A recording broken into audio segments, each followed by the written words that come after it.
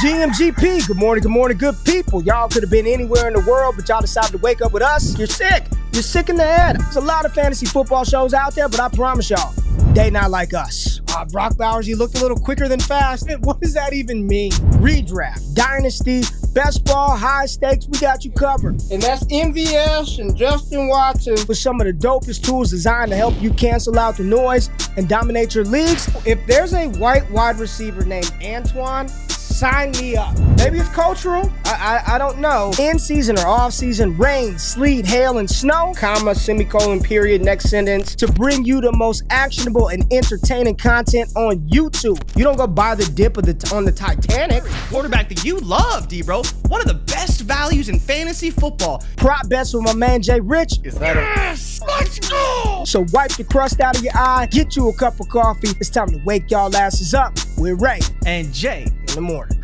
My God. How good is Dude, he? How good is he? Oh boy. What do we have here? Ray G. Starting the new morning routine, Ray? You've been on the internet lately? Oh, what do we have here? You dipping your face in some ice cold water. Woo. Got a pat, right? You got to pat the face down a little bit. So we're good now. You good? We're ready to make 10K, Jay. Okay. GMG damn P. It is Monday, March 24th, 2025. Jay, I don't know if you've done it, man, but you gotta get you a salad spinner. Is it? I got some grapes, okay.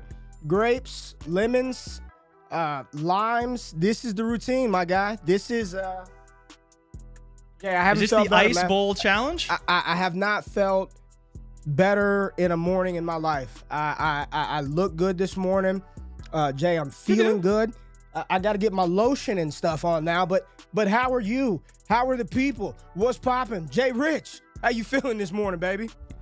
I'm good, man. I'm good. It's funny you mentioned that, actually, because this morning I was a little tired, not feeling so good. And I was like, yo, let me just go walk outside in my bare feet and just feel the cold, because, of course, this morning it was snowing, Ray. And remember, like 2 weeks ago, I sent you a picture of the snow we had. It all melted. It was like, I think it was like 70 degrees just last week. Then it's snowing again today. But you walk outside, you feel the cold on your face. It wakes you up. Yeah. It takes away the swelling in your face, right? Dip your face in some cold water. It's good.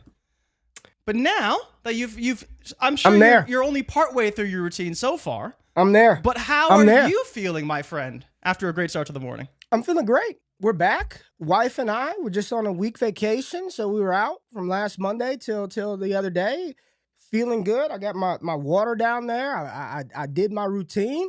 We're about to crush this show, Jay. We got the people in the building. 322. Hit that thumbs up button. Like the content. We will continue to do our routine. I don't know if you've seen it, Jay, but I feel really good when you dip that face in that lukewarm sink water with whole lemons and limes. It just does something to you, water, baby. Though. That was supposed to be cold water. Nah, man. Nah, hell no. Oh, no. Jimbo, what's going down? Jimbo said, get off the reels. Jorge said, we need a podcast on routine. I got you. We actually kind of started this years ago with the bathing routine, talking about washcloth versus hand washing and bar of soap. But, it's the other black guy that gets fucking 1 billion views on his stream. But we appreciate everybody being in the building. We are going to have a good show today, Jay. We got a lot to talk about. We got player news. We got a mock draft that's 4 rounds long. NFL draft is officially, I saw Jordan Reed tweeted out this morning, 1 month away. 30 days away. 1 month? Ooh. 1 month away from the NFL draft. Ooh. Officially 1 month out. So it's time to get it going. What's going on, Cold World TDE in the building? Timothy, my wife said I'm doing too much. She said I'm going hard. I'm doing too damn much this morning with the salad spinner. I hope you use one as well. Jay, how you doing? How was your weekend, man? It was good. Pretty chill. Nothing crazy happened. Just watching the tournament a little bit, trying to catch up on some of the latest mock draft stuff and the latest news, because it's been a slow period. But we got pro days coming up. Big one today. We'll talk about that.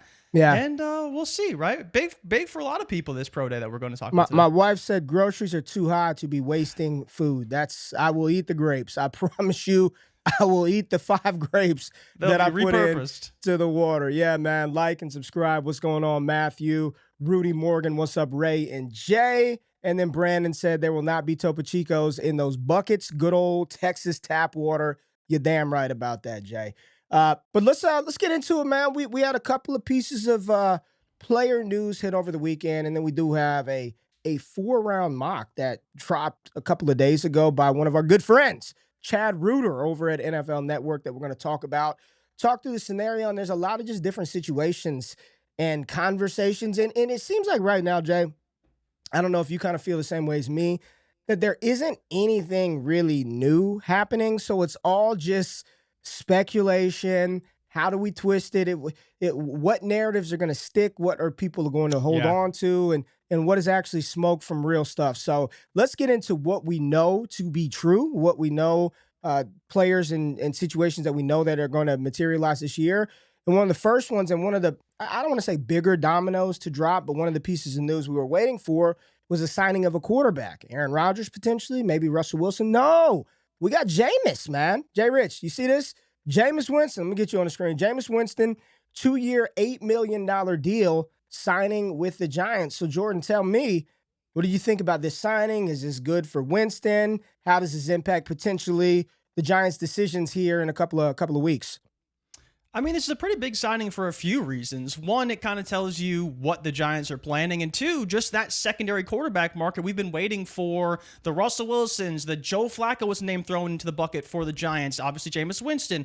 So I think the biggest thing here when you talk about Jameis as a whole is like he's probably going to be the quarterback if they don't draft a rookie. And so that's great for Jameis to be able to compete for that starting quarterback job. But overall, doesn't change a lot into what the Giants potentially could do. They could definitely still draft a quarterback at 3, but good for Jameis to get that job because it was one that if, he didn't get this one, I don't think there was another potential starting job for him available. So I think it makes a lot of sense. I think it's a good spot for the Giants. You look at what Daboll likes to do. I think Jameis kind of do all those things. I'm sure a lot of people are very excited for Jameis and Malik Neighbors. Now, it may never come to fruition, but when you just talk about that secondary, tertiary quarterback market, this was a spot that really only one of, 4 or 5 quarterbacks are going to get, and it looks like it's going to be Jameis, and just happy for him to get that job.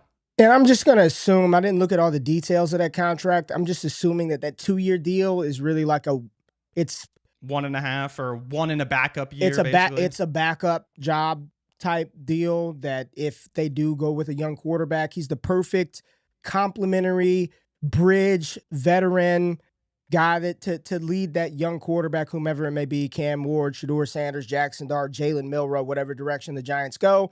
I don't think this stops New York from addressing that position in the draft. I think it gives them ultimate flexibility, the flexibility that whomever they draft, you're not inclined to start them right out the gate. You've got a veteran quarterback that could potentially take the reins to start the season out. You could bring a young guy along slowly. I thought this was a good signing for New York, not waiting around on what's happening with Aaron Rodgers or what could or could not happen with Russell Wilson. Yeah, absolutely. And that's where I wanted to ask you, like, do you think this is going to potentially save Daboll and Schoen? Because that's kind of like the big thing here and why we thought Rodgers was more in play, or maybe even Russell Wilson was more in play, is that they needed a quarterback that could save their jobs. And let's be honest, Jameis probably isn't that guy. So right. Does this even make you lean to maybe even more so of them potentially drafting a quarterback, again, if they can, because there's a world where quarterbacks do go 1 and 2, and then they're either reaching for Jaxson Dart or maybe they're trying to figure it out in the second round. But that's the only reason why this is a little bit confusing from the can they save their job standpoint, because that's really what was going on this whole offseason is can they get a quarterback that can win to save the jobs of Brian Daboll and Joe Schoen, and I wouldn't say Jameis is quite that. But no, I don't think he's the job saving type quarterback. I honestly don't know what the Giants are going to do. It feels like those two are on their last leg, but then you put them in this position to draft a rookie quarterback, which leads me to believe they're not going to be gone. I don't know what the Giants do, but I'll just say this. Jameis Winston signing there is not going to stop them from taking one, nor do I think he's the type of quarterback that's going to save their jobs. Not I don't think either of those things are going to be true, but let's stick with the we're going to stick with the NFC East, JRich, because there was another signing from a Commanders team. The Washington Commanders brought in ex-Dallas Cowboys wide receiver Michael Gallup. He is in the building. Jay, I don't know why every time this does this, your thing is a little crazy, but Michael Gallup signs with the Washington Commanders. He took a year off of football last year, So now you're bringing back a downfield threat who, when he was with Dallas, Gallup was very good as a complementary option. And now you're putting another weapon on the offense with Jaden Daniels, with a team and a coach in Dan Quinn that knows and is familiar with Michael Gallup. He's got Tyler Biadasz from the Dallas Cowboys that he brought over last year. What do you think about this signing for the Washington Commanders and Jaden Daniels in particular? For me, it just feels like a low risk, sort of upside kind of signing. Bring him in, see if he's got any game left. He's 29 years old. He's had 1,000 yards in the NFL. Gallup to the Commanders. Yeah, I mean, it's interesting because didn't they bring back Noah Brown? I don't know if they brought back Brown. So it's like they have Terry. And the funny thing is that Terry and Gallup actually kind of do things very similarly. Just Terry's a more established receiver who can do more than Gallup. But in the ways they get down the field, I think they do operate very similarly. I think Gallup's just another guy on the team. He's great downfield. Maybe JD5 can find him on some back shoulder throws. For anyone who hasn't tracked Gallup, from all the way back to his days at Colorado State, he is great at tracking the ball down the field. It's probably his best skill set, period. It's not route running. It's not really even catching the ball, but tracking the ball down the field, he is very, very good. So if you want a player who can blow the top off a defense, he's not the fastest guy, but he can definitely do that effectively with how well he tracks the football down the field. So I like the move. As you mentioned, Quinn is familiar with him, knows how to utilize him. And if Cliff signed off on it, it's just another piece to their arsenal that they could potentially deploy on offense. So maybe he's got nothing left, but as you mentioned, it's a low risk signing and probably only upside for the Commanders. Low risk, bring him into training camp, see what he does. If he makes the roster, then you'll know he'll have some type of role if he makes the roster, right? If not, you cut him. They probably didn't pay him much of anything to come in to play football, so it's really just your opportunity to see him. Can he still get down the field? Can he be a complement to some degree? I think the bigger thing, in my opinion, Jay, that people are not talking about is it could be a little bit of more of an indictment on Luke McCaffrey, who they drafted in, the third round last year, and all they keep doing is trying to bring in wide receivers. Michael Gallup, Deebo Samuel. People are saying they need to draft a receiver early in the draft. Very curious what happens to some of those pass catchers, Ben Sinnott or Sinnott, and Luke McCaffrey from the Commanders. Probably, I don't know. Luke's probably, so in terms of the depth chart, right, because I was just curious. So they did bring back Noah Brown. Okay. Right? They also brought in KJ Osborne, Ray. I forgot about that one. Man. Yeah, but Michael Gallup, Luke McCaffrey's still there. So McCaffrey's probably going to be Debo's backup. And then they have Gallup listed as McLaurin's backup, which I think makes a lot of sense, right? Yeah, you just said that. So you got Brown, Debo, and McLaurin, Gallup, McCaffrey, KJ. That's a pretty solid six receivers. You like that rotation? You like that bench? I don't know. I mean, if you're telling me your second receivers are Gallup, McCaffrey, and Osborne, not so bad. Not so bad. Yeah, kind of bad.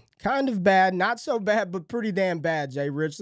Let's talk about another wide receiver changing homes, or I guess going home.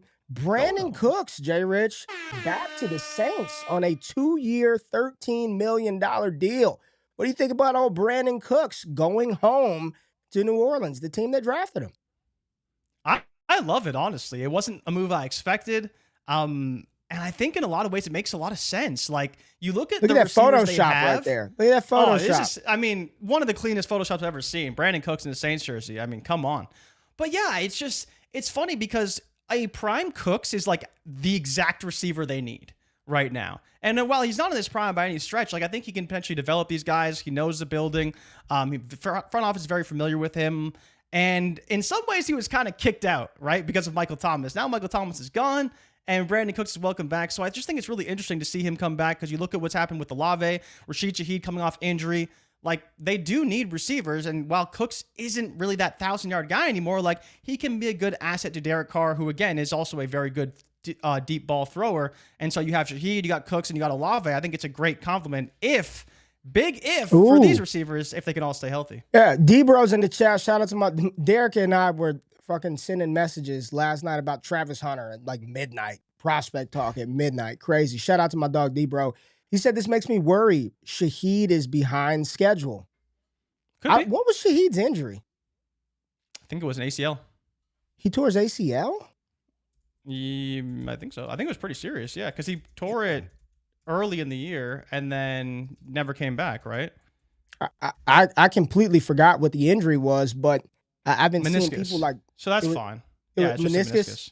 Okay. Yeah, he should be fine. But to Debro's point, it's fair. Like, you look at what Cooks does. If Cooks is healthy, he probably beats out Shaheed, unless Shaheed is like full go. I forgot it was so it was meniscus. The knee injury. Okay. Yeah, meniscus ain't too bad though. Here's one that, man, Jay, when I read the quote, I didn't really know how to feel or what to think about this. So let's try to have a 3 to 5 minute conversation about everyone's favorite player in the NFL, Aaron Rodgers. But this really starts the story of this, Jay. The story of this Aaron Rodgers drama, right, is what we're going to call it. Sort of starts with Cam Hayward. You know, Cam Hayward, one of their best defensive players, right? Cam Hayward, absolute dog, defensive lineman. I think he's been in Pittsburgh for 15 years. This was a quote from Cam Hayward. I'm just going to read a direct quote from Cam Hayward. I think we're in a state of urgency. Hayward said Friday on the Rich Eisen show, we have a lot of guys that, like myself, are in the latter stages of their career. We all want to win. It's not just enough to win a playoff game, which we haven't won in a couple of years, and there's a bad taste in their mouth because of it. With all of this massive pressure on Pittsburgh and Aaron Rodgers, JRich, how's this one play out? Because Cam Hayward, these quotes came out from one of the leaders of Pittsburgh that this is a state of urgency. We need to win. You see Mike Florio also posted, it's a safe bet to assume Aaron Rodgers eventually lands with the Pittsburgh Steelers. We know that the Giants did not wait on the Aaron Rodgers drama. They went ahead and signed Jameis Winston. So now it's the last two remaining quarterbacks are Aaron Rodgers, essentially, and Russell Wilson. And everybody's saying that he's gonna land in Pittsburgh. My question to you is, how's this gonna end? How does this play out with Rodgers in Pittsburgh? How is this going to end for Mike Tomlin, for the Pittsburgh Steelers, for Aaron Rodgers? Is he truly, like, let's put all the biases aside about how you or me or she or he may personally feel about him. He wasn't awful last year with the Jets. The Jets weren't a good team. Like, how does this end for Rodgers, Steelers, and Tomlin, man? I mean, it seems inevitable that with Jameis signing to play for the Giants and the Giants now not needing a quarterback, and, you know, in theory, they definitely still need one. It seems like Rodgers is the guy to fill this spot for the Steelers. And it sucks for Tomlin because he probably doesn't want Aaron Rodgers. Like, let's be honest. He's dealt with a lot of players with quote unquote character concerns, you know, a bit of media issues in the past, and he's dealt with it a lot. But Aaron Rodgers is a different kind of circus, and it's not a circus that they're necessarily used to having in Pittsburgh. And so now you have a situation where you have Cam Hayward, who obviously is veteran Steeler, could be in the Steelers Hall of Fame one day because he's been so good for that team. Absolutely. Like, not could be. He will be. He will be. He will be. Yeah. Coming out and saying, we want to win, and not just a playoff game, like we want to go out and win. And the reality is, you can't convince me that there's a better quarterback out there to help the Steelers win football games than Aaron Rodgers. You may not think he's the best quarterback. You may think a rookie quarterback is better. But in reality, the answer is probably what rookie is better than Aaron Rodgers? I'm not the biggest Aaron Rodgers fan either. What rookie is better than Aaron Rodgers? Which rookie would you bet on coming in this season and outproducing Aaron Rodgers? And I know we're talking about 1 year versus 12 years for a rookie quarterback, but there's no rookie that's going to come in and Rodgers, if he starts next year, he's throwing for 4,000 yards, right? If he plays 16 games, he's going to throw for 4,000 yards.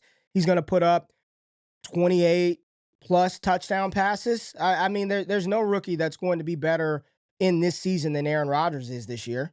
Not one, Jay. Maybe not. Frozen face, all me. That's all right. Let's get Jordan off the screen right there as he is frozen up. But what do y'all think? I'm looking at the chat right now. JRich said his power just turned out in his house. Okay, power just turned out for JRich. He'll be back in a minute. Joe said Cam Ward is better. Will Howard, if given.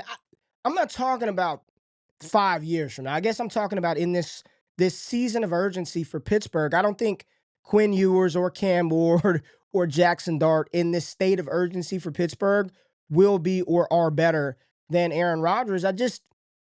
It feels desperation land. And if anything, where I find myself at, and I want y'all to know, yeah, Jay froze, man. Jay's out of here. Jimbo. He's out. He is out, but Power's out. He'll be back in a minute.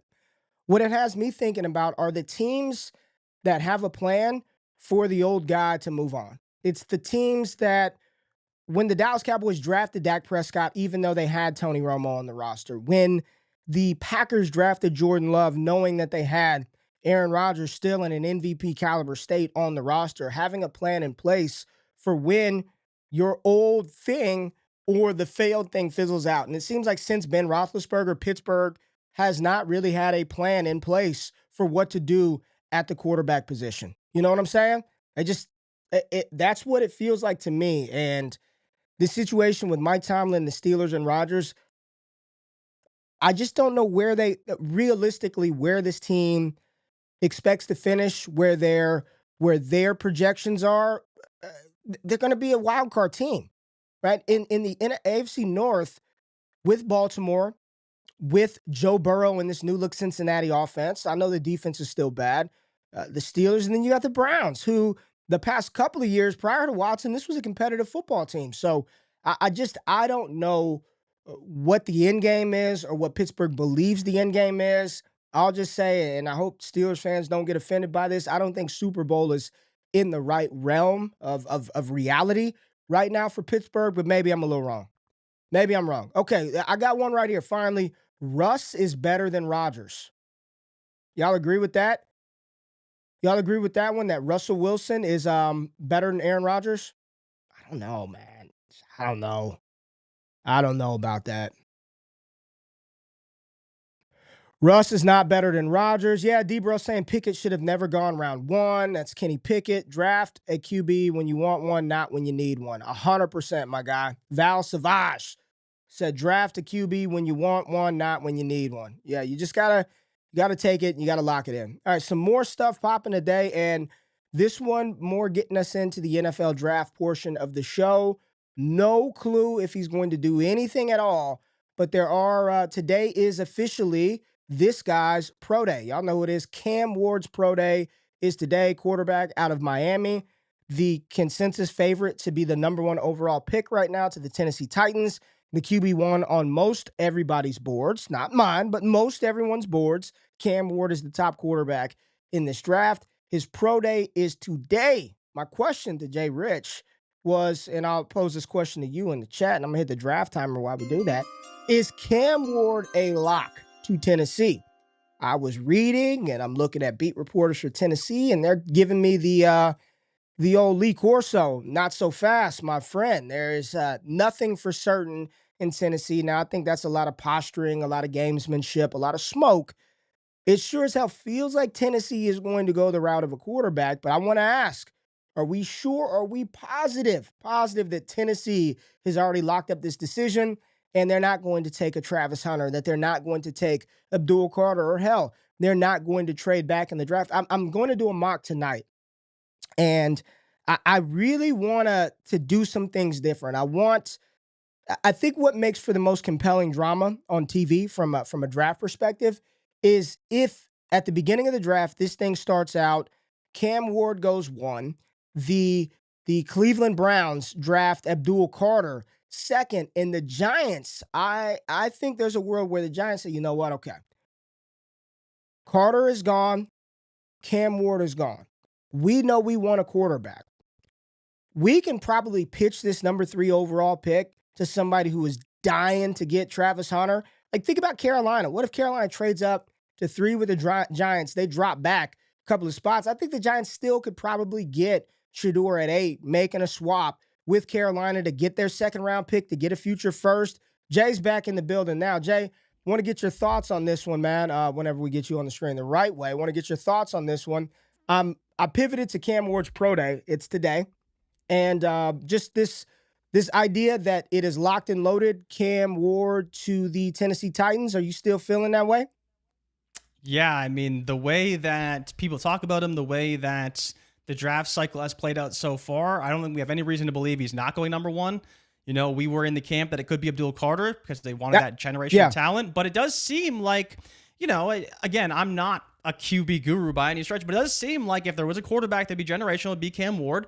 And by a lot of reports, it does seem he is the preferred option by whatever the gap you want to say it is to QB2. Like, there is a decent enough gap that maybe it's worth it to take the shot. And I think the other side of it too, right? And we've talked about this a lot, is there isn't necessarily a good quarterback coming next year. And so if you want to wait, like, there's no guarantee there's going to be a guy who is even better than Cam Ward. And so if you like Cam Ward, you like his skill set, you think he can do good things in your offense, there's really no reason not to take him, because if he doesn't work out, he doesn't work out. But if he does work out for another team, you're going to be kicking yourself, because all you have is Abdul Carter or Travis Hunter. Still going to be great players, but they're not going to change your franchise the way Cam Ward will. So yeah, I hope the pro day goes well for him today.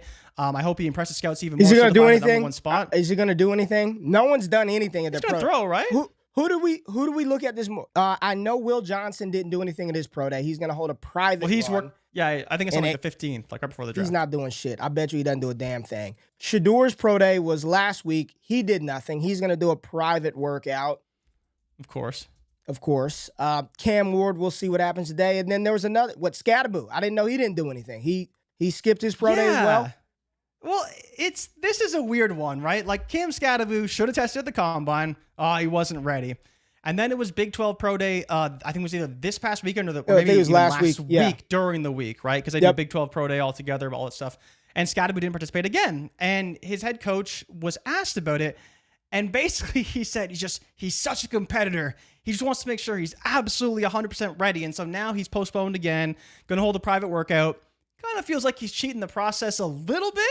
Like, Will Johnson's actually injured, so he's not going to be able to perform until April, which I think is more than fair. Scadaboo just played a lot, and that's pretty much it, and was tired. And so, while we don't know the extent of his injuries after the season he had, it's kind of crazy to think that he can't perform at the pro day, be there with his guys. He's got to do his own private thing. Like, he's not a first rounder here, like Will Johnson or Shedeur Sanders or any of these. Like, just do your pro day, get it over with, so you can prepare for the rest of the process. Like, it's very strange to me, but it is what it is. That's his choice, and hopefully it works out for him. All right. Another young quarterback, JRich, another young quarterback getting buzz. And it seems like of late, this one, not only is he a lock for the first round, my question that I'm posing is Jaxson Dart a lock for the top 10? Jaxson Dart, quarterback out of Ole Miss. Jay, I'm going to kick it back to you. Dart, dude, what on earth? Jaxson Dart, is he a lock for the top 10, JRich? Absolutely not. Absolutely not. No, you don't not think a lock really? for the top 10. Absolutely not. Okay, Absolutely talk about it. I do think there's a world we can go top 10, but when we talk about the fits for Jaxson Dart, I just don't think there's that many. So at that point, you're probably looking at a team that trades up for Jaxson Dart. And again, the way the draft kind of shakes out, like Ray, is New England taking him? No. Jacksonville? No. Vegas? Probably not, because they have Geno Smith, and we know that Pete already likes Geno. The Jets? Interesting, but probably not. They are a fit, though. Carolina's not. New Orleans, I don't know about New Orleans. Some people do have I think New the Saints could be a sneaky quarterback. spot. I think so. But outside of the Jets and New Orleans, I think those are your two clear fits without a trade up. But even with the trade up, it's like Miami, Indy, Atlanta, Arizona, Cincinnati. Like, there's not a lot of teams that need one. It's just if Seattle wanted to do something crazy and trade up for Jaxson Dart, which, based off their offensive line, I don't think they're going to do. So I think you got a couple fits in the Jets and New Orleans. The New Orleans Saints drafted Spencer Rattler last year. They're still trying to develop him. They still have Derek Carr. So unless they make a move with Derek Carr, I don't think they go quarterback. And then same with the Raiders. They brought in Geno Smith, so it doesn't seem like they're going after rookie quarterback. And then the Jets, they brought in Justin Fields to be their starter. Seemed like they're going to at least try it for a year, see what happens. But maybe they do draft Jaxson Dart. I don't think it makes a ton of sense based off the contract. But it's really just like, if I'm playing the probability game, I'd give him like a 25% chance right now of going in the top 10, which isn't bad. Like, I just don't think it's very likely as it stands right now. Shout out to Z, man. What's up, Z? He said, how the F is A-Rich a top 5 QB, but not Milroe? Milroe far better passer, Miles better deep ball accuracy. Jay, I said this in 2023. I stood atop the A-Rich hill and I planted that flag. But I also said, what did I say? I said if Anthony Richardson fails, it was going to F it up for all the other quarterbacks that profile like A-Rich. Did I not say that? I said if he fails, I said this is probably going to screw it up for other developmental quarterbacks, some of the challenges that they present. Guys, right? And I get it, man. I don't know how to put it into words eloquently right now, but that type of quarterback, I think people are very scared. I think a lot of NFL teams, or at least scared to take them inside the top 5. If it needed to work with the guy that had the quarterback that just won the goddamn Super Bowl. It needed to work with Shane Steichen. It needed to work with Anthony Richardson. And it felt like Indianapolis was set up for that type of quarterback. You've got a strong running back in Jonathan Taylor. They did have a good offensive line at that time. And then you bring in this mobile, very athletic, the most athletic quarterback we've ever seen from a testing standpoint in NFL history. It was supposed to work with JRich, and I said it at the time. If it didn't work with him being a 50% completion percentage passer, limited starter in college, but all the natural God-given talent and ability, it was going to screw it up for other quarterbacks that profile similarly to JRich. And while Milroe's numbers are undeniably better across the board, the same problem, overarching theme and umbrella still exists with him.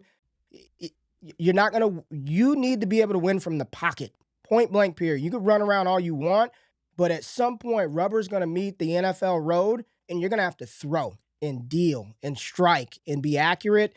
And again, while much better than Richardson, it still isn't very great. And I think that's that system and that type of play, like people are starting to see through that. So that's just my thought process on why Milroe isn't viewed as high as Anthony Richardson. I think that had Richardson succeeded, you would see more teams be like, I'm willing to take a higher swing on that guy. I think Milroe's ultimately going to go on day 2, whether that's round 3 or round 2. I'm not sure. I think he'll be a day 2 pick, but I just think that those type of quarterbacks have kind of screwed it up for the other ones coming down the line. Yeah, I mean, even Jaws said in the chat, Trey Lance too, right? He's another guy who was very toolsy. Again, competition was a big concern for Trey Lance, but he performed very well when he did in that one season. But yeah, in a lot of ways, the comment is right to say that Milroe is a much better prospect overall than Anthony Richardson ever was. He started more games. He's been way more effective, a better passer, a better rusher, ran a 4.3 in his pro day. Like, in a lot of ways, he's just a better prospect overall, but he's not going to go top 5. And I do think that you look to where the Colts are right now and say, yeah, that makes a lot of sense. Like, why would a GM want to be in the Colts spot? Because they do have a pretty decent team. Like, you look at what they've had at quarterback for the past 2 years, and it's really not a whole lot, and they're still winning games, and while their division is bad, like, you just don't want to be in that purgatory. You have to have a quarterback who can win from the pocket, and running is an asset, but it's not everything. And I think in a lot of ways, the rushing has superseded the passing for some of these quarterbacks, and that just can't happen overall. So J-Max says right here, imagine drafting a developmental QB and then not developing. I totally get it. Like, what does development even mean in today's NFL? What does that mean? Here's what development doesn't mean anymore. You got like 5 years to figure it out. 4 years to ride the bench. Could we be in an era? I'm throwing a hypothetical out there. What do I always say, Jay? I'm just asking the question. Is the last developmental quarterback we've seen or will see in the NFL, will have been Jordan Love? Like the last true sit and develop. Is it Jordan Love? Is that the last one we've seen? I mean, hell, even Kenny Pickett didn't sit for long. I mean, when he was drafted, he was playing. He didn't sit for long.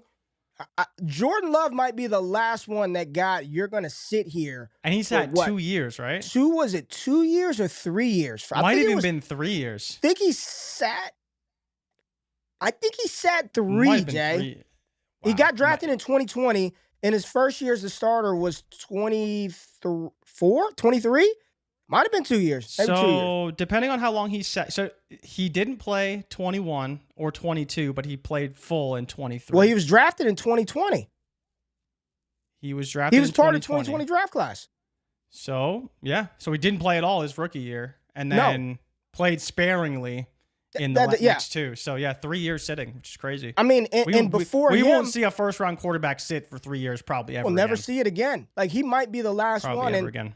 And I don't know if Mahomes would be the next one, but he might be the next closest one to being the guy that had to sit like as a rookie. 16 weeks. Yeah, 16 as a weeks rookie. I mean, he didn't play his rookie year. Played the last game? That doesn't really count. The last game, that was it.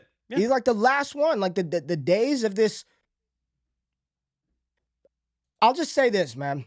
And I'm going down a little bit of I'm getting off script here, but with the introduction of all of these athlete podcasts from athletes, whether it's NBA, NFL, I listen to a lot of them, man. And they just tell so many stories about dudes not doing shit, getting drafted, not putting in the work, being lazy, not like, listen to Jeff Teague tell a story. Best storyteller in sports, freaking Jeff Teague. Shout out to Jeff Teague.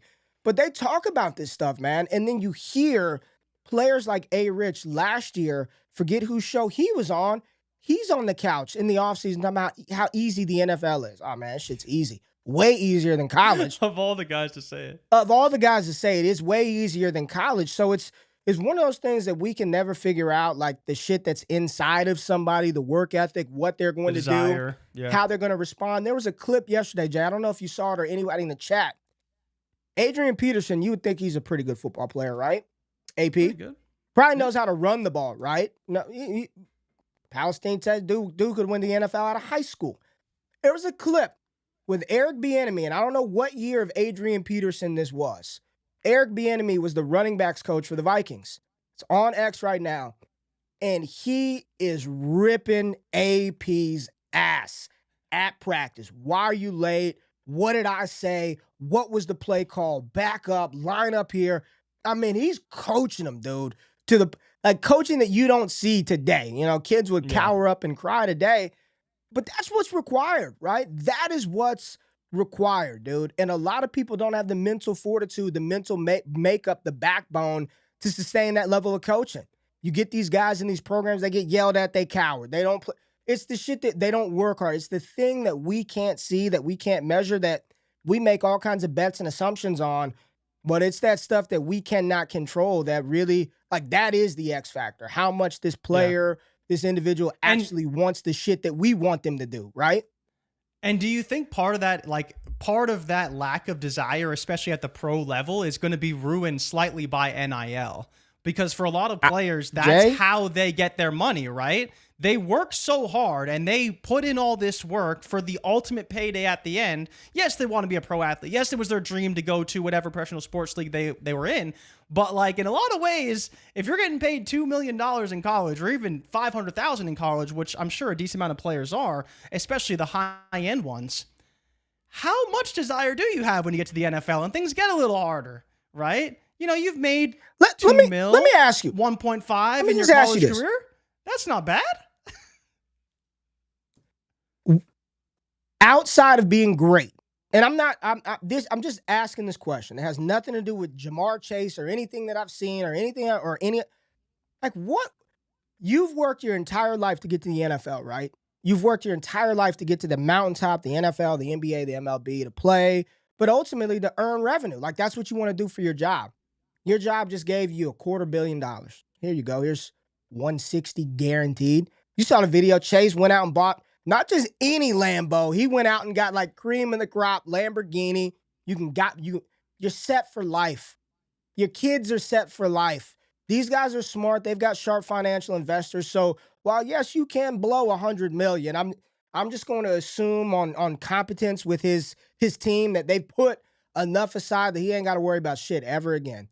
And you just talking salary right now. Once you've done it, what is the motivation? It's just to be great. At that point, it's just literally to be great. To be great, right?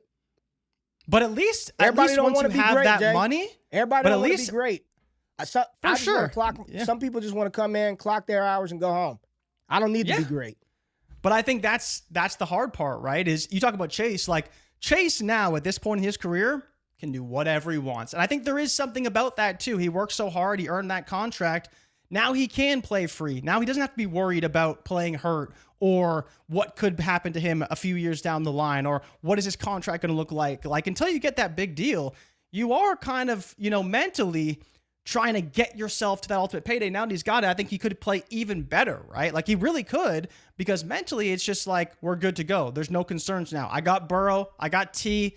I got my contract. Like I have no concerns in life going forward. Now, of course, there's other things that could happen, but in terms of football, like, dude's good. And I think that's what's so crazy is like you look to a player like JRich who had this very raw skill set and You knew he had to put in the work. And I think I always look back to, you look at Jalen Hurts and you look at Anthony Richardson, like, I don't know the players. Right. I know where you're going with it. Just the way that they go about their business as professional athletes, even in college, like, you knew that Jalen Hurts was like a good kid, well-coached, likable, worked hard. Like, that's all you heard about Jalen Hurts. And we kind of hear the opposite about Anthony Richardson, right? And so it's can Milroe be that guy who's coachable, who's going to work hard? He seems like he is to me. And he seems like he is to me. Nick Saban, Alabama, like, I think those things matter to coaches too, because you don't get coached up by Nick Saban and not know how to work hard, right? Like, it's just not going to happen, but we'll see. We'll see. And I'm intrigued by Milroe for sure. I'm very intrigued. Yeah. I don't know how. I don't know how we got to. I had to circle it up. We got it all back. I don't know. I don't even know how we got to Milroe to start, but I totally agree. It was about JRich and how is JRich one of the top guys, and then Milroe wasn't. I think he's going to end up being a day 2 pick when it's all said and done. Jay, what else do we have news-wise? What else has happened? What else do we have on our show docket? Rodgers. We got Cam Ward's pro day. Let's talk about this guy, JRich. Let's talk about this guy, and it'd be a good segue into our mock draft, or the draft that we're going to take a look at. Tet McMillan, Mr. Richards. Tetairoa McMillan, wide receiver out of Arizona. Most people's wide receiver 1 in this class. He is slipping, seems of late, JRich. He had his pro day, I believe, last week. Early reports where he ran a 4.48. Then it bumped up to a 4.49. Then it was a 4.52. Then all of a sudden it settled in between a 4.55 and a 4.6 between who you talk to. But now Tet McMillan is seemingly falling. I don't know if you saw Steve Smith after I came out and said that I don't believe that he is a true wide receiver 1. And Steve Smith saw my video and he said the same thing.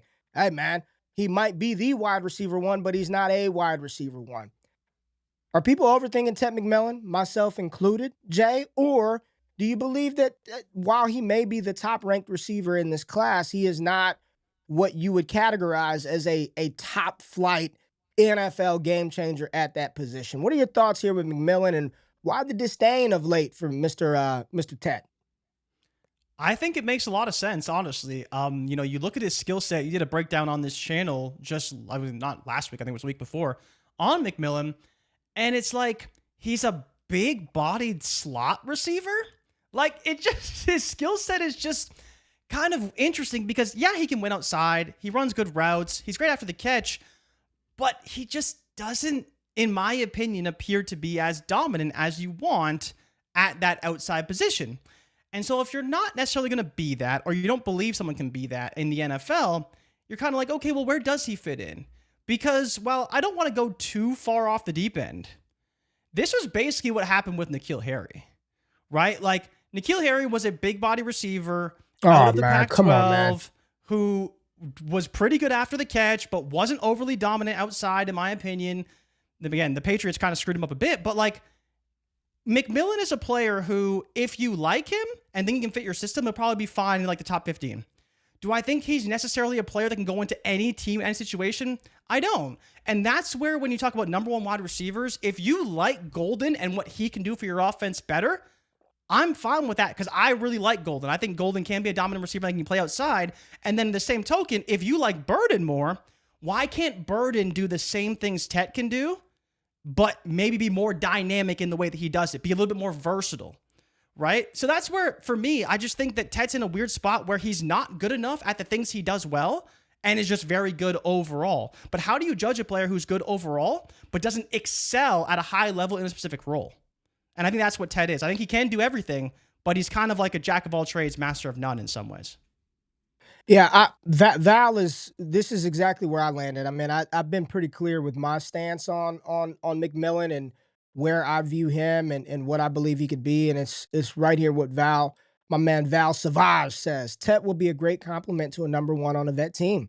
I think he'd be fantastic in Dallas. I think he'd be fucking incredible in Dallas alongside CeeDee Lamb as a compliment. You say that about every receiver. Every first-round receiver would be a great compliment next to CeeDee Lamb. It's not just Tet, right? Well, I don't think Burden or Egbuka would be because I think they occupy some of Really? the same. Too much I think slot? they do some of the same things. I think what McMillan and Golden do would truly complement CeeDee Lamb's versatility. I mean, he's a dominant wide receiver one. He's playing inside. Yeah. If I did a breakdown on CeeDee Lamb's route deployment, people would be very shocked of the routes that he runs versus some of the other elite receivers. He runs a completely different set of routes to be successful. Most NFL receivers, you can go look at the data, hitch route, out route, go route. Those are the three routes. Hog, hitch, out, go. Those three routes. CeeDee Lamb, it's like crossers. He's probably more got like a what way Amon you'd see would different- run, right? He's got a way different route deployment and how he succeeds. It's really unique with CeeDee Lamb. He ain't at the top of some of those other traditional ones. So I think that's why Tet, in my opinion, would be a very, very good compliment, as with Matthew Golden.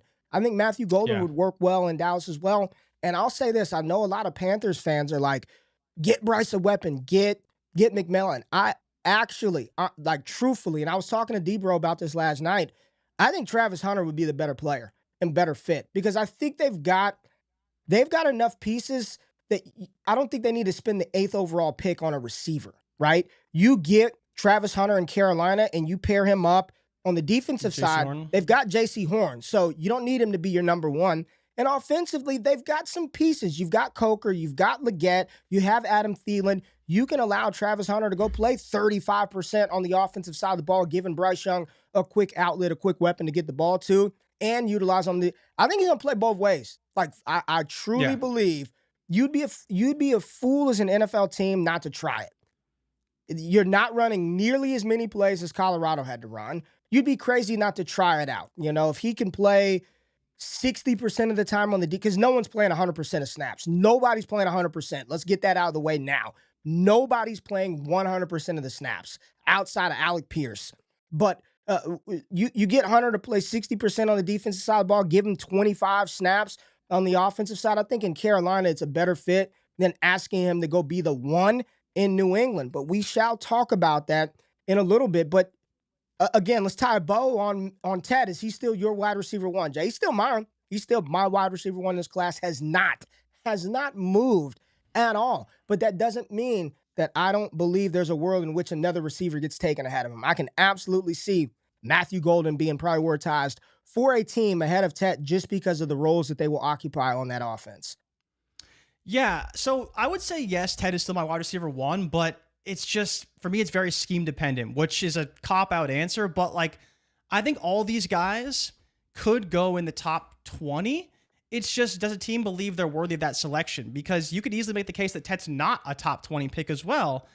He's just probably the best of the bunch right now. So it's really weird because someone kind of has to go in the first round. You look at these receiver contracts. It's one of the reasons why you see these guys mocked very, very highly in mock drafts. Like no one wants to pay a receiver $30 million to be like DK Metcalf.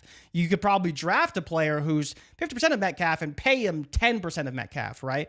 So I think that's the world where you have to look at it from, okay, these guys are drafted high, but how do you balance that with the evaluations and how they fit to the team? But yeah, Ted's my wide receiver one for now. I just do think there's a world where Golden, Ibuka, and even Burden as well can perform better because it's going to matter for me much more where these guys go than when they're drafted overall. Yep. All right. There we go. We've got some fun stuff to get to. We've got a 4-round mock draft that we want to look through as many of the picks as we possibly can from our friend over at NFL Network, Chad Reuter. And we also have some mama drama that we might have to get to, JRich. Some mama drama. What show is this? What'd you say? What show is this? We get a new segment? A drama Real segment Housewives on of Wake Up? freaking NFL draft season. We're going to House Husbands. We're going to go to break, hit the like button. We'll be right back after the intermission for some fun stuff. Appreciate y'all being here.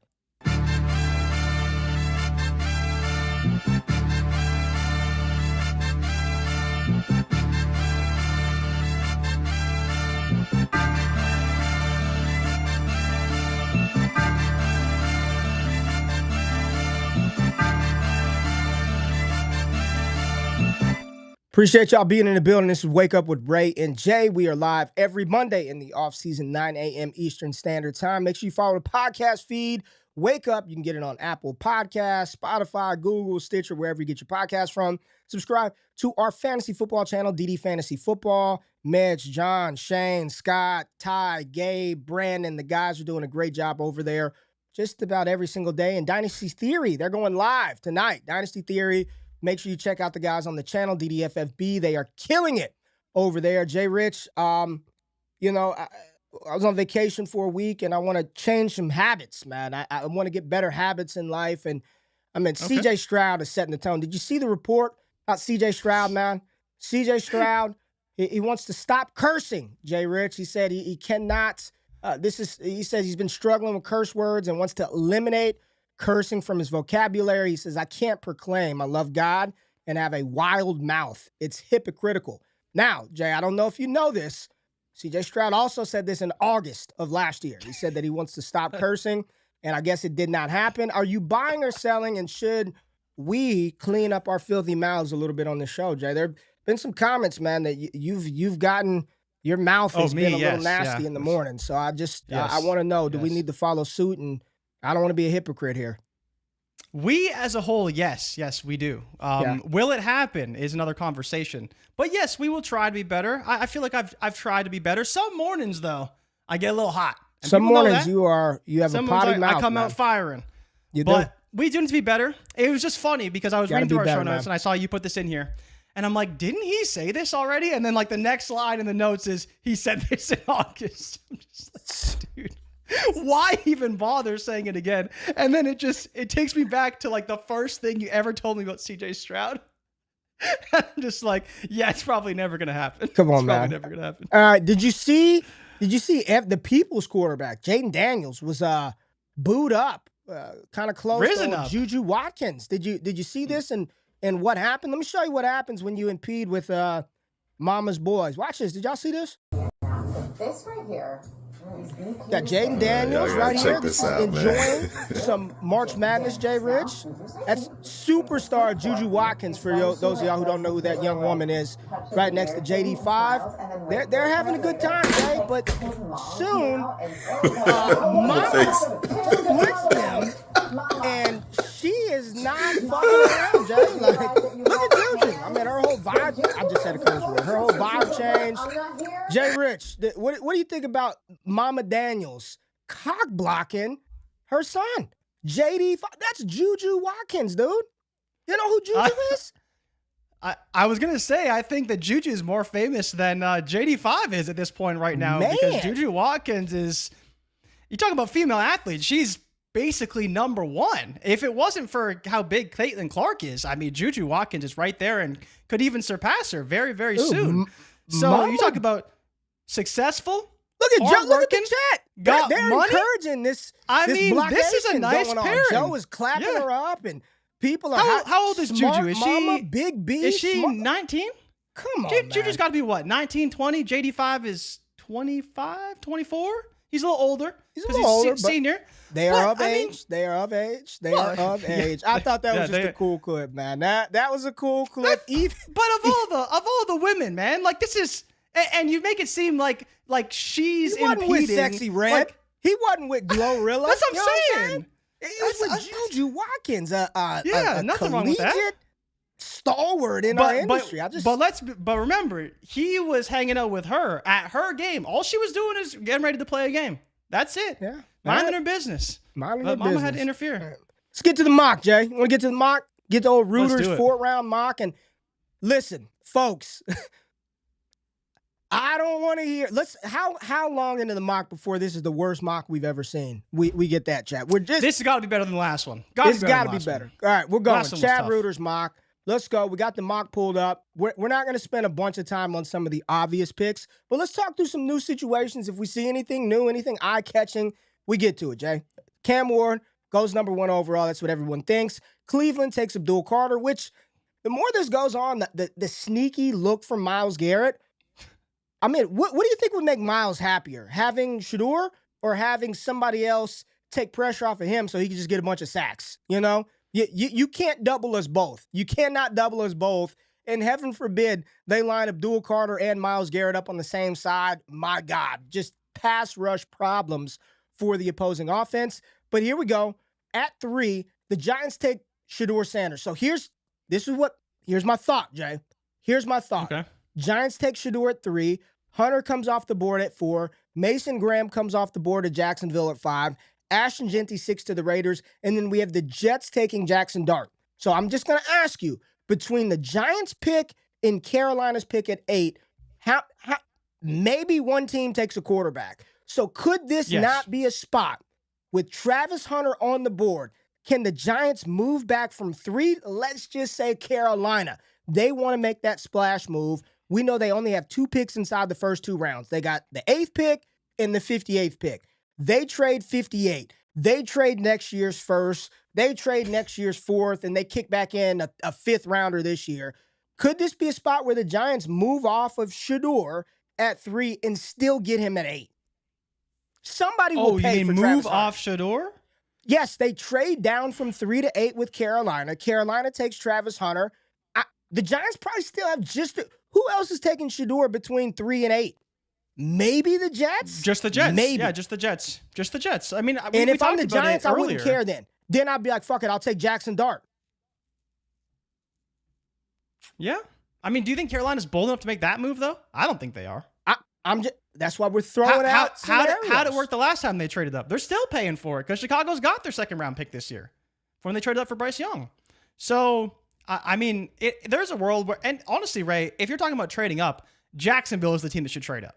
If there's a team that should trade up to 3 from 5, it's Jacksonville, because then they are getting Travis Hunter, and the Giants are still going to get a quarterback, right? Like, Mason Graham is the player that no one wants to draft right now, especially the Jaguars. Does he fit the system? Do they need him? Yes. But that tier gap between 4 and 5, like the top 4 and what's left, is massive. And so if you're the Jaguars, who could definitely use a Travis Hunter, if you're the Jets even, and as you mentioned, the Panthers, they should all be looking to trade up for 3. But if you're the Giants, the safest bet is to take the Jags pick, because you know for a fact the Patriots are not taking a quarterback. And again, I see people, and that's why we're just asking the question, throwing different theories out there. People are like, oh no, the Panthers need to hold on to that pick. They probably do, but you have the opportunity to get a Travis Hunter. Like, is he not worth holding on to giving up the 57th pick? Like, I could see Jacksonville moving up to 5. The point is, that would absolutely screw New England. If somebody did jump with the Giants, because the Giants are like, shit, we can get Shedeur later. Jacksonville takes Travis Hunter. What do the Pats do? Like, if I'm New England, I'm trying to trade. They're screwed. I don't want to pick at 4. I don't want to take Will Campbell. I don't want to take Mason Graham. We already invested in Milton. But I think the Giants have a real opportunity here at 3 to move back, acquire some future capital for whether that's Brian Daboll and Shane or a new head coach and new GM. I just think there's a world where they can move off of 3 and still land Shedeur. I don't think anybody's going to take him. Yeah, no, I'm with you. And that's what's interesting, is that you don't know where these teams are at and who may be looking to trade up, because, like, Ray, even if the Raiders wanted to trade up, would that be a move that you'd be surprised by either? Like, the Raiders like to make big splash moves, and if they wanted to get a Travis Hunter, like, I wouldn't be surprised if Brady and co signed off on that, because they don't care about the future. Like, they really don't. They went and signed Geno Smith. You bring in a Travis Hunter, you're in business. Well, I'm doing definitely a lot of world. I'm doing a mock today, and I want to spice some things up, because we know that come April 27th, it's not going to just go to script. It never does, and it's never the latest. will. I think all the teams have had all their picks ever, which is kind of cool.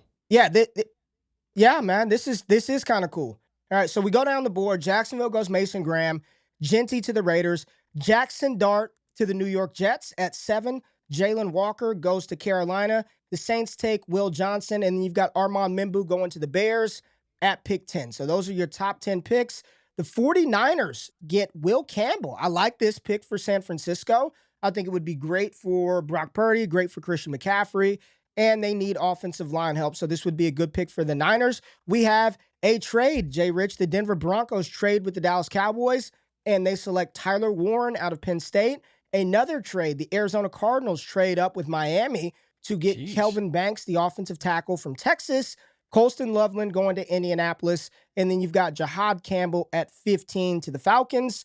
Miami takes Jahdae Barron at 16. And the Cincinnati Bengals go Michael Williams, who seems to be falling post-pro day as well, out of Georgia. The edge rusher goes to the Bengals at 17.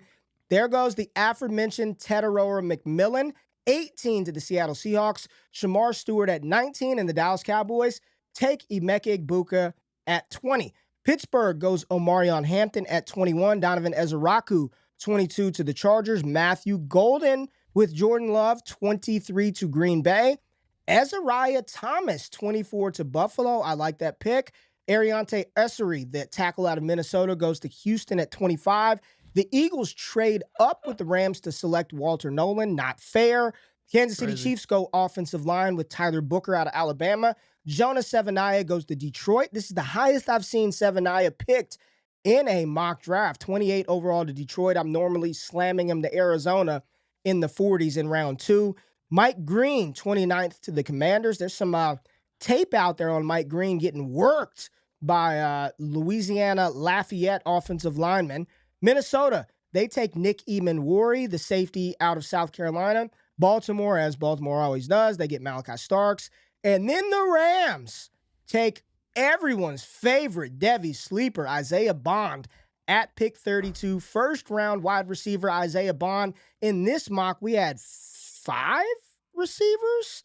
Bond, Egbuka, Golden, Egbuka, Bond, McMillan, and Golden. 4 right? Receivers in round 1. Jay, most surprising, shocking, disagree, or love pick in round 1 of this mock? I mean, it's got to be Isaiah Bond. I mean, Ray, let's be honest. Like, Bond is an okay receiver. He was not even that good at Texas. And I'd argue that Tutu Atwell is probably better than him.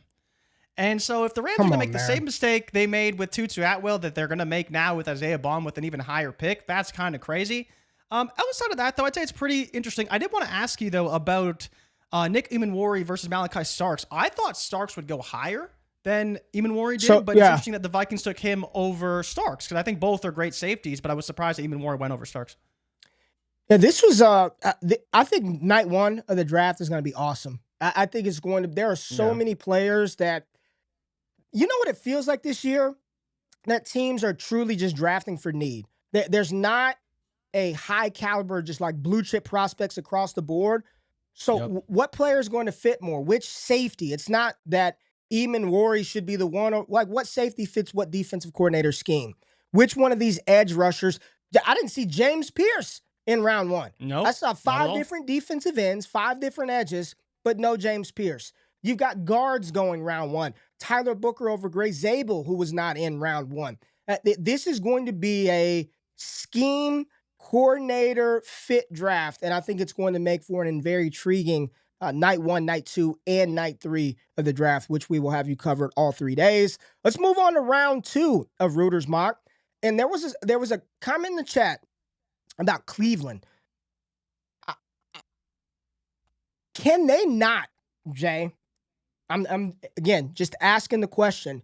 Could the Browns not do what the Texans did a couple of years ago and try to trade back up? And I like Houston doing that. I don't know what Houston had to give up to get those 2 top 5 picks, but Cleveland picks first in the 2nd round. Like, is there a world where they take Abdul Carter, they package up this 33rd overall pick, a future first next year, and jump right back up into the draft to get a falling Sanders, so, do you want to know what they traded for? Yeah, what they traded 12, 33, a first next year, and a 3rd the year after that, or the 3rd in that same year. So they traded 2 firsts, a first in that draft, which was 12, their first next year, the 2nd round pick that same year, which was 33rd overall, and then a 3rd round pick as well the following year. So they don't have the extra first this year. They don't have the extra first. No. So what about next year's first, this year's 2nd? They'd probably have to trade 2 years first and maybe even more.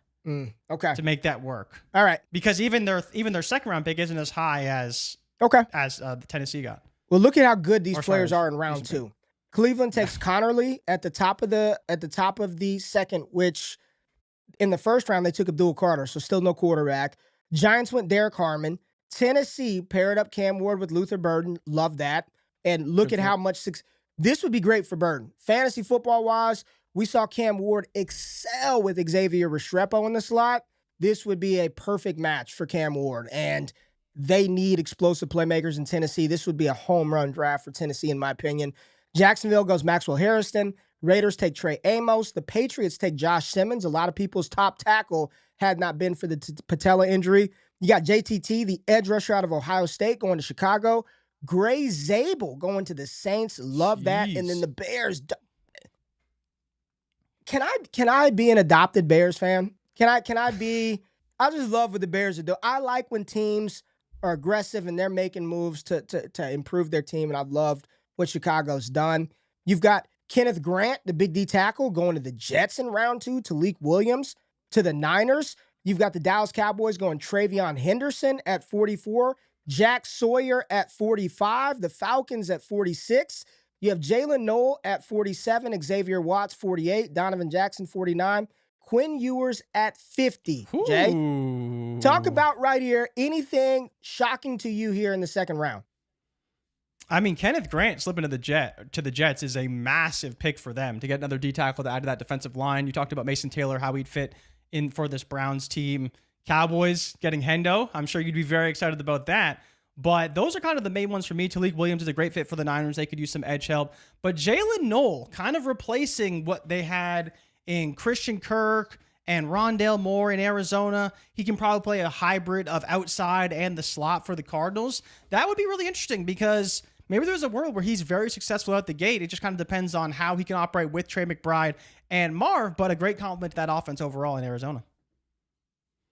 How do you feel about Quinn, though? Let's keep going down the board. I love Jalen Noel to Arizona. The Dallas Cowboys, with that trade from the Denver Broncos in round 1 to get Tyler Warren, they went Alfred Collins, DT out of Texas. Seahawks, they go O-line, Charles Grant. You got Siobhan Revel going to the Bucs at 53. That's a good pick. Nick Scorton. Quinshawn Judkins to the Chargers at 55. We've got Jaden Higgins at 57. So Carolina in this mock. Panthers fans. So here's my thing, man. Here's my thing. Panthers fans, the first 15 minutes of us getting in this mock, just there's no way we need a pass rusher. We can't trade these picks. They still don't fucking take one.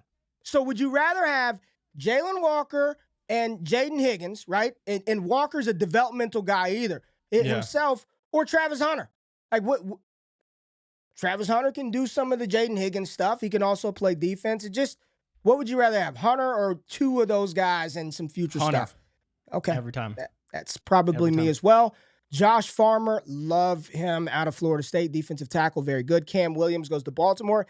James Pierce falling to 60. This would be a steal if the Lions were to get James Pierce at 60. Wow. Commanders get Darian Porter, one of the fastest, most athletic cornerbacks in this class. Buffalo adds another slot receiver to their team in Restrepo out of Miami. Femi Oladejo, the edge rusher out of UCLA, goes to the Chiefs. And then the Eagles take Jaden Blue, running back out of Texas at 64. Jay, James Pierce to Detroit's got to be like, that's got to be the top one. The steal in this round. Talk about Quinshawn to LAC with them already having Najee there. I mean, how much do you think he plays? Because they kind of do the same things, no? A lot. Like, okay, how many carries do you think he'd get in LAC? Because I would say Najee gets at least 200. It'd be a two-man offense. It'd be a two-man backfield, just like it. Yeah.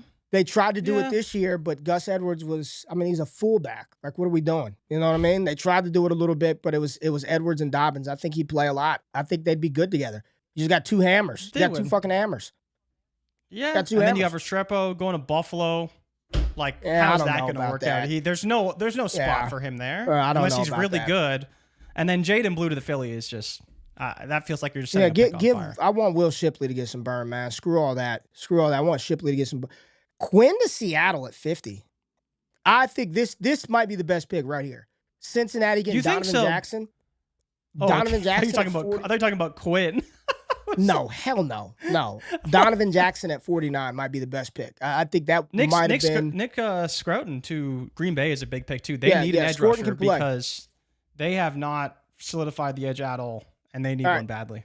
Let's look at round 3 because, it's not often you get 3 rounds of a mock, so this is always fun. Marcus Bowe to the Holy Giants smokes. at the top of the draft. The Chiefs go D-line at 66, Darius Alexander. So the Chiefs have not taken a tight end in any of these rounds. Just keep that FYI. Caleb Johnson going to Cleveland at 67. All right. Raiders take Milroe at 68. I think that's a good pick. Trey Harris to New England at 69. Also a good pick. Got Landon Jackson going to the Jags. Jordan Birch, Carson Swessinger. The Bears. Give me white linebackers with big necks. That is Carson Swessinger out of UCLA. And what I love about his story, man, dude was a walk-on. He had to earn his keep at UCLA. Walked on, earned the scholarship, and is a beast at tackling. Very explosive too. Jack Bech to the Jets. Anthony Belton to Carolina. So Carolina is going O-line again here in round 3. Ben Morrison, Seth McLaughlin, Trevor Etienne going to your Patriots. Elijah Arroyo to Miami. Woo. Ooh. Like it. Like it. Tyler Shuck. I saw some people talking about Tyler Shuck being the second quarterback off the board. He is not going to be that. Terrence Ferguson to Seattle. CJ Sanders to the Bengals. Princely Human Milan to the Broncos. We also have in round 3, Savion Williams going to Houston. I don't know about all that old Savion. I'm not sure about that one. Tez Johnson to Cleveland in round 2. 94, okay. Tez Johnson. Round 3, right? Oh, Aronde Gatson, tight end to the Rams, tight end out of Syracuse to the Rams at pick 96. Oh, people are going to like this pick from... and Denzel Burke, too. Denzel Burke, yeah, he had a down season. People are going to like this pick by Frisco, though. People are going to love this one for the Niners, JRich. Oh, my God. People are going to love it. Dylan Sampson to San Francisco. Runner who just needs to cut and run. He doesn't need to read shit. Here's the All thing. he has to do is hit the damn hole. He makes the cutoff. He got picked on day 2. He makes the cutoff, and he lands in a great system. Lands in a great system in San Francisco. People would love it. Danny Stutzman, the linebacker out of Oklahoma, goes to the Rams. I like that a lot. And Jalen Royals, the people's receiver, man, goes to Detroit at 102. Jay, I'm going to pull up round 4 because again, you don't see 4 rounds. So we got to talk through it quickly. And I'm just going to go through some names and some teams. Elick A.O. Manor goes to the Giants in round 4. You got Harold Fannin on day 3. Skipping over Kyle McCord? Kyle McCord goes to Cleveland. There you go. Kyle McCord goes to Cleveland. Harold Fannin goes to the Jags. And we have not looked at this mock at all. R.J. Harvey to the Saints. Look out, Kendra. Look out, Kendra. I kind of like it. Oh, Andrew Makuba, safety out of Texas to the Carolina Panthers. Deontay Thornton, fast wide receiver to the Niners. Niners got a bunch of picks, rounds 4 and 5 as well. A bunch of picks. Who else do we have in round 2? Any other notable names? There he is. Scatty. Cam Scattaboo. Denver at pick 122. What a Denver pick. Sean Payton would love this guy. Sean Payton would love that guy. Sean Payton loves this guy. Sean Payton would love that guy. Jalen Lane to the Chargers. Okay. Who'd you say? Jalen Lane? Yeah, Jalen Lane to the Chargers. Ty Felton to the Jags. Ooh. Ty Felton to the Jags. What other? No. Oh, here it is. Oh yeah, here it is. Oh my God. Tootin to Kansas City in round 4. Oh, buddy. Tootin to Kansas City in round 4. He would be overdrafted AF. Yeah, this is a 4-round mock from Chad Reuter over at NFL Network, NFL.com. You can check his article out there. We'll link it in the description of the video. What'd you like in round 3 and 4? What'd you like in round 3? I thought round 3, I mean, Deontay Thornton to the Niners is actually really interesting. I like Arroyo to Miami, man. He's the freak out of Tennessee. Arroyo to Miami, I'd be down with that. I'd be down with that quite a bit. Go to the chat, see what the chat's talking about. Felton with BTJ is great. Felt racist. Yeah, what'd you say? Yeah. I said Dylan Gabriel to Miami just feels too wrong. Was that on that? Another lefty QB going and filling in for 2 when he gets hurt. Swim said that was a solid mock. Nobody bitched about it. I thought that was a solid mock. Yeah. I think that was a solid mock right there. And more so, I like the fact that there were those trades. And that's what I want.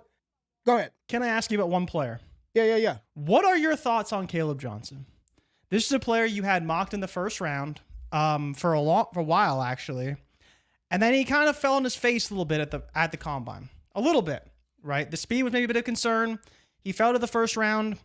Now you may even see him falling out of the second round. Does that have any concerns for you? Because there's a player you liked a lot. He was probably, a top 3 running back at one point for you. Top 3, yeah. Obviously, probably changed a little bit. No, but where are you he's at still on Caleb top 3. Johnson? And do you think a third round ADP would deter Jay, you at all?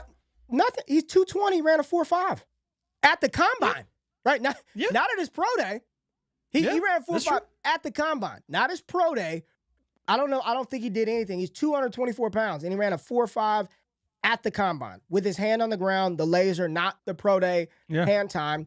I don't feel anything differently. He was a top 3 back going into the combine. He's a top 3 back coming out of the combine for me. It's still Ashton Genty, Omarion Hampton, Caleb Johnson. Those are the top 3 guys. Okay. Henderson, Judkins, they're right after. They are. Yeah, Hendo and Judkins seem to be ahead of him in consensus. Nothing has changed. Those are the top 3 running backs. Those will be the top 3 running backs. I anticipate.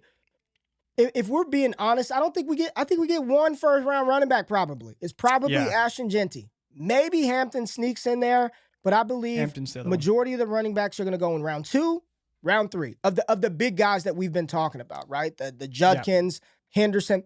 I bet you the board is wiped of them. There's going to be 6 or 7 that are gone by the end of night 2. I feel no differently about Caleb Johnson. He's an incredible running back. Give him the ball. He's dope. He can catch the ball. Feel no differently about him. Zero. Yeah, Cleveland's a good spot, too, if he did end up going there. Just filling in for Nick Chubb. It's a good spot. Isn't it? Xavier Watts at 48. Isn't it funny, man? Isn't it? Swim says it. The overreaction of the 40. I don't even want to say it's the 40, man. I think the 40 is a part of the overreaction. Who didn't throw at the combine, and do you even care right now? Like, think about the narratives that were happening right after the combine. Who didn't throw, and do you even care? Does the NFL care? I mean, my opinion was I cared, but he didn't throw, so it is what it is. And let me ask you, what did you care for? Because you wanted to see him compete, right? That's why you cared? Yeah, I want to see him compete. I want to see him compete. Fuck the fact that he played football for 3 years in college and competed that way. No. You know how I feel about the Big Ten and the Pac-12. It doesn't matter. Or the Big 12 and the Pac-12. The more that I do this personally and go through these processes, you know what all that shit is, man? Entertainment, dude. Entertainment. For sure. I think the NFL is waiting to the combine to figure out what they think about a play.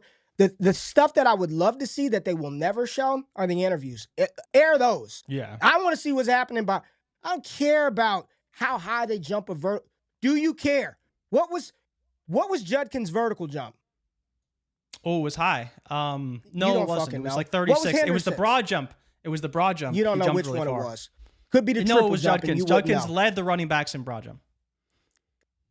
He could be jumping a car, and you wouldn't know. And it doesn't even matter. You don't know what you don't know the inches, the feet. No, it doesn't matter, man. But if you're top of your class, you're top of the class, right? You said what? If you're top of the class, you're top of the class, right? The same way that Cam Ward is top of the class. Regardless of how strong or weak the class is, he's number 1. So what does that have to do with anything that I'm talking about? Because I'm saying that it matters, right? The testing and the comparison matters. The reason why the combine is good isn't yes, the competition side is one thing, and for the quarterbacks, I totally get it. But when you're judging players, judging them on a level playing field is a much better representation of what level playing field is the skill set. What level playing field is the same combine? Turf, the same systems, the but same you're not playing everything. Football. It doesn't matter. It doesn't matter. Okay. You want to know how good these guys are relative to each other. When you're doing a test to determine how you grade players, okay, this guy runs on this grass field, then this guy runs on their turf field, then this guy runs on a track. Like, it's all different. There's no consistency. And the speeds will vary because of that. So when you're talking about speed, we're talking about agility, when you're talking about how a player runs routes, like, you can properly compare players on the same surface, on as level of a playing field as you could possibly orchestrate. And that's why I think it matters. But you're not playing football. You're not, just because you're good. I don't run the combine. Make you a good football player. That's fair. I don't control the combine. I don't control the events. But in the same way that we like Mobile because they're playing on the same field, on the same surface, and they're competing. Yeah. But it's because they're all together. You can compare top players. You can compare Azariah Thomas to Xavier Restrepo. One player looked really good and one player didn't. And they're right there in front of you, right? It's the same thing at the combine. It's just we don't like the drills because we think they're useless. And I'm fine with that. But at the same time, it's the only way to compare players in the same fashion, not. On the same field. Jay, these guys have played 30, 40 games. How are you? Your evaluation because, okay, comes from all right, that. cool. Okay, cool. So you're comparing SEC wide receivers to Big 12 receivers. Yes. Are they facing the same corners? Yes. Are they facing the same offensive and defensive line talent? The combine doesn't even play and field that. I'm comparing. But if you're the judging receivers from athleticism, right? You're judging athleticism. You're watching receiver run routes from the SEC. They're fast. They're quick. Then you see a guy from the Big 12 do it. Well, he looks a little bit slower. He's not as agile. But you know the numbers and the film. The numbers and the film tell you that they look like the same player because one's playing against shitty players and one's playing against future NFL players. So they look the same on tape, but when you look at them in person, it's different, right? It is. Because you're actually comparing apples to apples. You're comparing real players to other real players, not relative to who they're going against, where competition does factor into that a little bit. Well, we'll agree to disagree here. I don't think the combine gives any more level playing field to anything other than, do you know how to start a test of max acceleration? Have you worked on? There's technique to like the. Of course.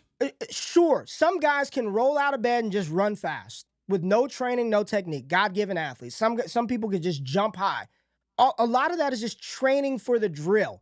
Training for the test, right? When you go in and take a standardized test, that doesn't mean you're competent at the thing that you're going to be hired to do, right? The combine it's not giving you anything, in my opinion. Okay, but that's fine, but okay, you're saying that you can be great at a test. I'm someone who wasn't good at tests, especially like you're mentioning standardized testing.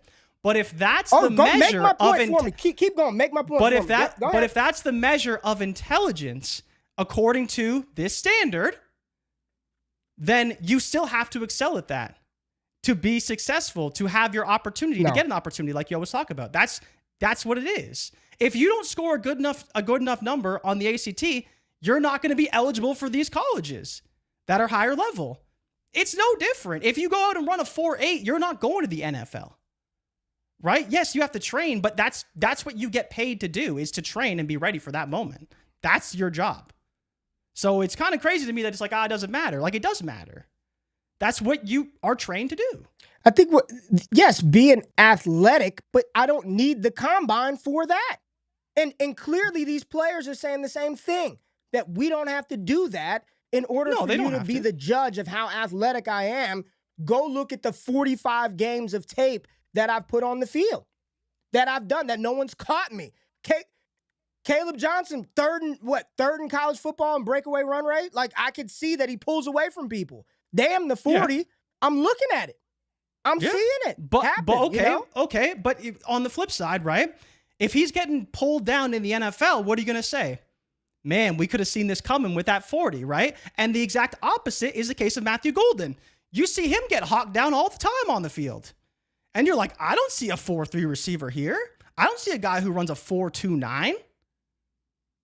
And so it does go both ways, right? Maybe his draft stock is up because of that 40 time, but as you mentioned, you go look at the tape and you say, well, I don't see 4.3 speed on the field. So which one do you trust? And that's up to the evaluators. That's not my job to evaluate that, but I think it all does matter a little bit because you could look at it from both sides. All right. Good stuff. We have one comment in here. I don't see Denver trading up after signing Ingram in the mock and Reuter's mock. Denver traded up to 12 with Dallas to select tight end Tyler Warren out of Penn State. So Zach is saying doesn't agree with that. I'd love to see a fantasy mock off of this mock. That would be fun. There are a lot of interesting landing spots, good picks. It'd be dope if our guys could freaking do a fantasy football mock off of this one. All right, Jay, hit the music, dude. Let's get out of here. We appreciate everybody pulling up. Appreciate everybody joining in for the ball talk conversation, NFL mock drafts, news and notes from around the league. Make sure you're pulled in to the channel. I will be dropping a mock draft later on this evening. We've got Dynasty Theory going live tonight. Subscribe to the podcast feed. Subscribe and support this channel, y'all. Subscribe and support the channel. If y'all like this, We want to do it. I want to do this in the evening times. We want to, but you got to support. You got to like, you got to comment. You've got to subscribe. Thursday, Jay, Bleacher Report. Make sure you pull up over on Bleacher Report app. Follow us over there. We're doing fantasy wide receiver rankings. Fantasy wide receiver ranks on Thursday? That's what we're doing? They just let us know. They just sent the, damn, they are sending it in early. Fantasy wide receiver ranks on Thursday with JRich and I over on Bleacher Report. Anything you want to say to people before we get out of here? No, man. Just have fun, enjoy the process, and tune in on Thursday for our top 10 wide receivers for fantasy football. Should be fun. Good stuff, man. Y'all have a beautiful Monday, and make sure y'all dip that face in that ice cold water so y'all can make 10 grand, baby. Shout out to Ashton Hall, man. He is, dude, you see, that tweet's gonna have 1 billion views, man. Most viewed clip, man. Most viewed clip. Insane. Appreciate y'all. We love y'all. See y'all next Monday. We out. Peace.